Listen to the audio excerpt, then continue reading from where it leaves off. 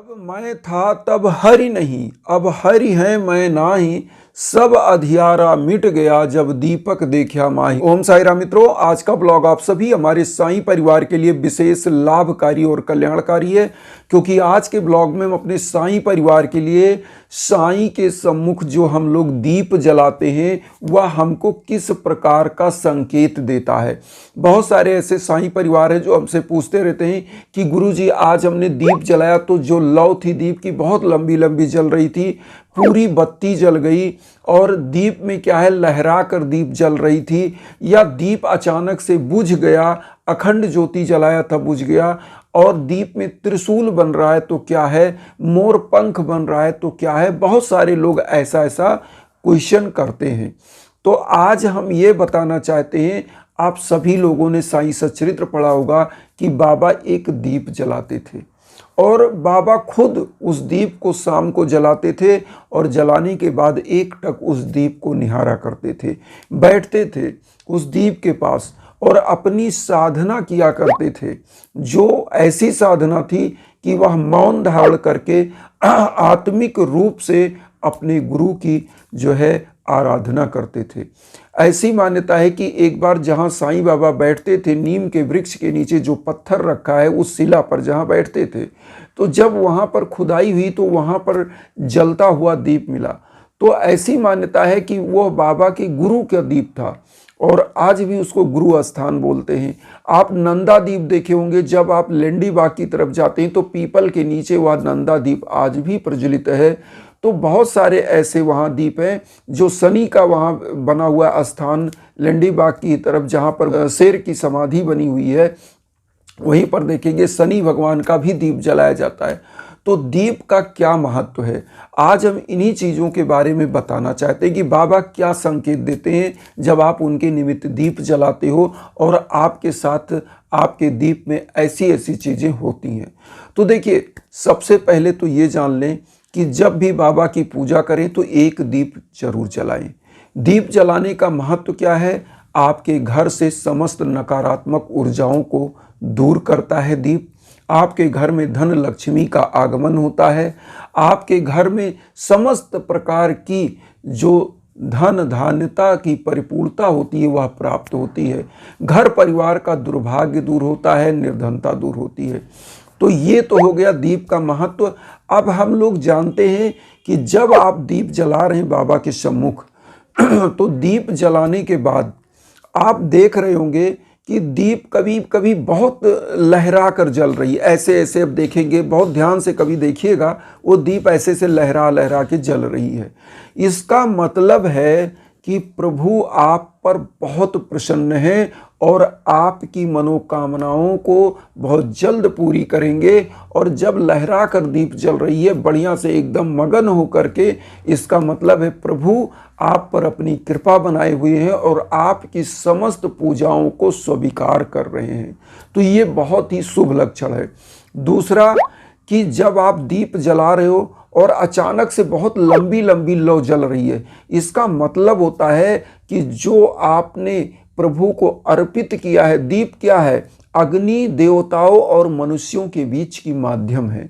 जो हमारे ऋग्वेद में आप जाएंगे 250 सूक्त समर्पित है अग्नि को, और अग्नि देवताओं और मनुष्यों के बीच की माध्यम थी। आप यज्ञ करते हो, बाबा धूनी जलाते थे तो क्यों जलाते थे, जो भी धूनी जलाते थे बाबा, जो भी उसमें डालते थे वह देवताओं तक पहुंचता था। इसीलिए आज भी उस पवित्र धूनी की ऊदी को ही हम लोग लगाते हैं।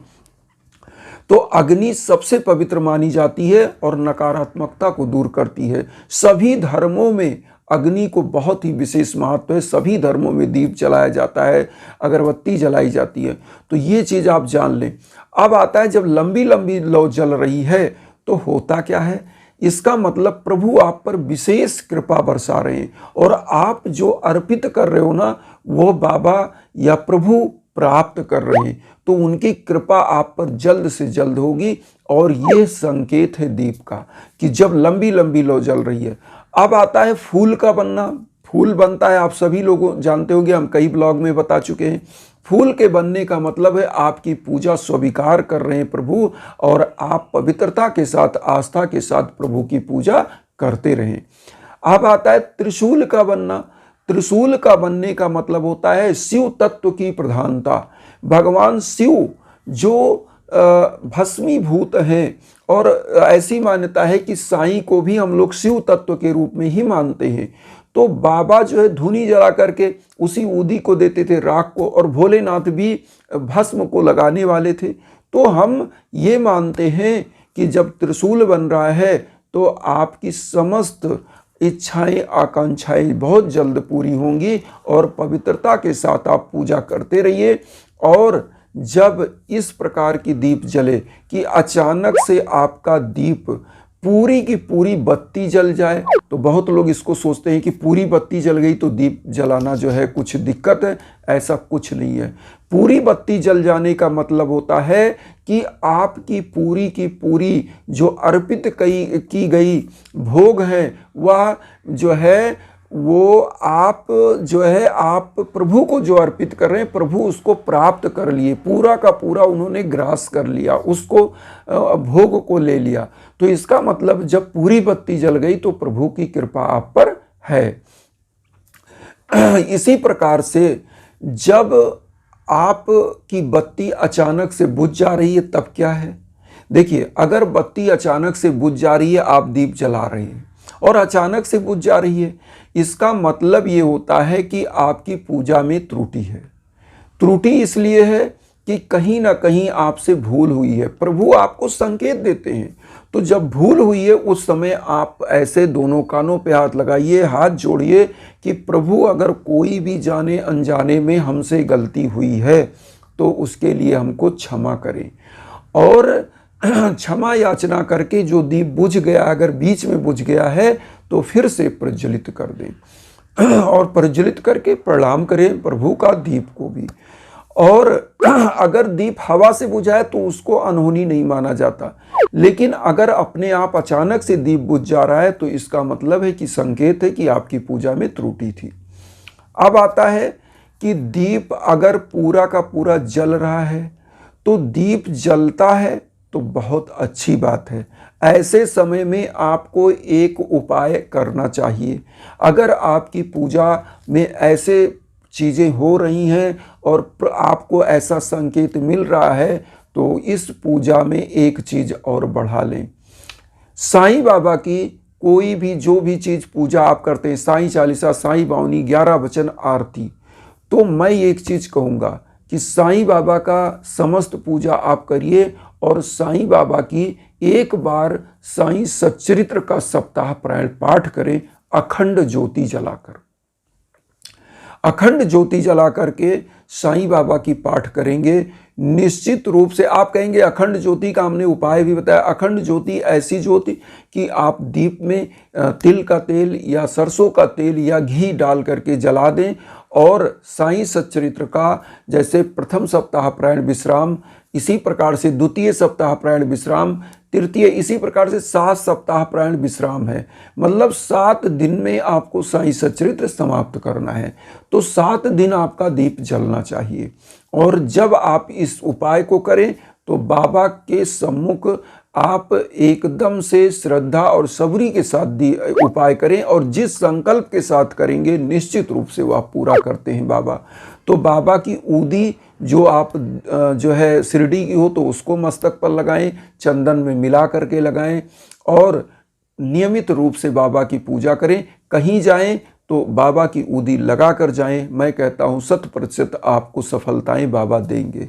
और इन्हीं भावनाओं के साथ मैं एक चीज़ और बताता हूं कि जब भी जीवन में भीषण बाधाएं हों, जीवन एकदम कष्ट में बीत रहा हो, धन का अभाव चल रहा हो, आपके युवा बच्चे बच्चियां हों जो घर परिवार में लड़ाई का माहौल बना रहे हों, या उनको सफलताएं नहीं मिल पा रही हैं, शादी ब्याह में दिक्कत चल रही है, संतान प्राप्ति की दिक्कत चल रही है, तो ऐसे समय में उनके नाम गोत्र पर संकल्प करा करके हवन जरूर कराइए, निश्चित रूप से कल्याण होता है।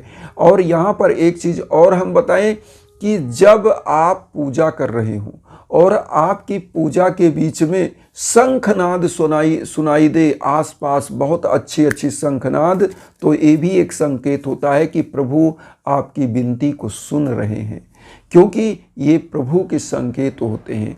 और दीप जरूर प्रज्वलित करें।